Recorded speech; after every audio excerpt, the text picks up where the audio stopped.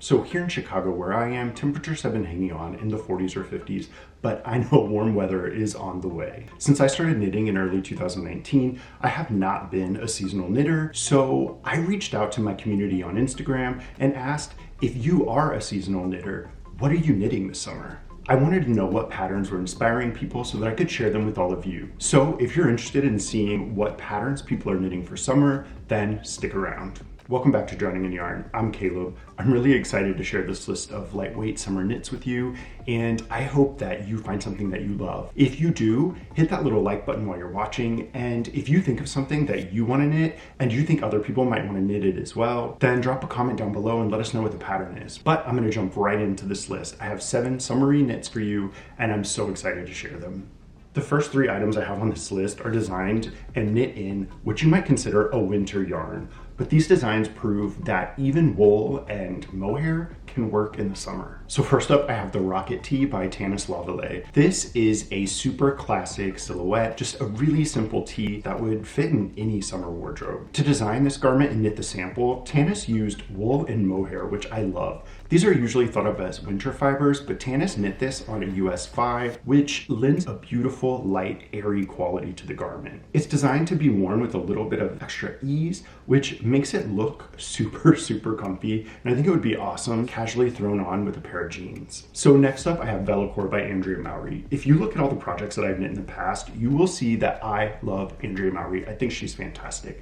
And judging by how popular her and her patterns are, there's a good chance that you agree with me. So when somebody told me that they were knitting this Vellichor top as a summer garment, I knew that I had to include it on this list. The short sleeves and the comfy fit, I think, are gonna lend this to a warmer day because you're gonna get plenty of airflow, even though this is knit in wool on a US 2 and 3. Because of that, you're definitely not gonna get the same kind of light and drapey fabric as you will with the wool in the Rocket Tee by Tanis Lavallée, but don't forget that wool is a super breathable fabric naturally. I think that this garment would be perfect to take you from spring to summer through to fall. You can layer it and wear it with so many different combinations under light jackets, and it would be absolutely gorgeous. Next up, I have the Koi Tee by Gingko B. This beautiful cropped short sleeve tee is also knit in wool. This sweater is knit from the top down with beautiful detailing along the raglan lines that extends down the side of the sweater to the split ribbed hem. I think these little line details really accentuate the design and really take it to the next level. It's an absolutely gorgeous tee. I reached out to the designer on this pattern because the Ravelry listing just lists fingering weight yarn,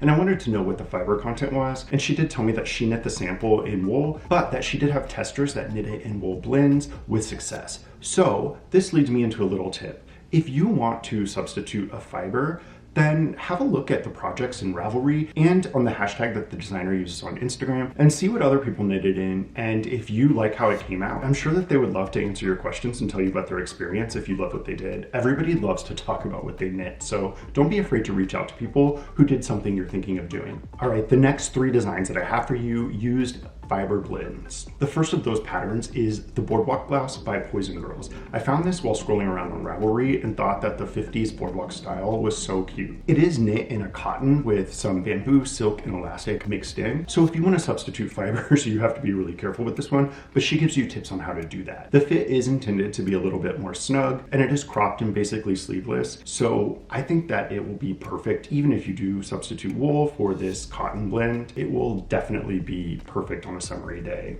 You'll definitely want to have a look at the Ravelry gallery for this one and all the others. Really, people made such fun color combinations. Many of these tops that I'm showing you have stripes, and they're the perfect way to play with color. Now, this next top does not have stripes going from side to side, but there are these gorgeous detailed lines and bobbles that cascade down from the neckline. And this is the Senecio top by Naidyon of Life is Cozy. The sample was knit in wool yarn with 25% silk and 25% linen, and it was inspired by the string of pearls plant, which you can absolutely see in these cascading textured lines with the bobbles. Bobbles are all the rage right now. I see them everywhere. So I think it's really fun to see bobbles in this summery top. Also, the texture of this top, I think, lends it a little bit more of a structured, less casual vibe that will really round out your summer knits. So many of them tend to be a little bit flowier, And this top, I think, has just that extra bit of elegance. So if you're looking for something a little different, that's still gonna work really well in the summer. I think this is what you're looking for. But that's not to say that you shouldn't have a lot of very drapey and flowy patterns in your closet, because you definitely should if you're looking for summer hand knits, and this next tank top is gonna be perfect. It's the Argil by Clare Lakewood, which was originally published in Pom Pom magazine, but is now also available independently with some additional sizes. And part of what I really like about this is the design mixes both traditional sock yarns with cellulose and protein fiber blends for the main color. So you're going to be able to take some of those scraps of sock yarn that you have or stash yarns and mix those in with maybe a new yarn, which makes this a little more economical. And it's an absolutely beautiful, just basic tank with gorgeous striping details. And I love that the stripes go in 2 different directions. It just gives it a little bit of extra visual interest and a little bit more of a graphic element. But now I want to tell you about the one pattern that I have in a traditional summer yarn, which is 100% cotton.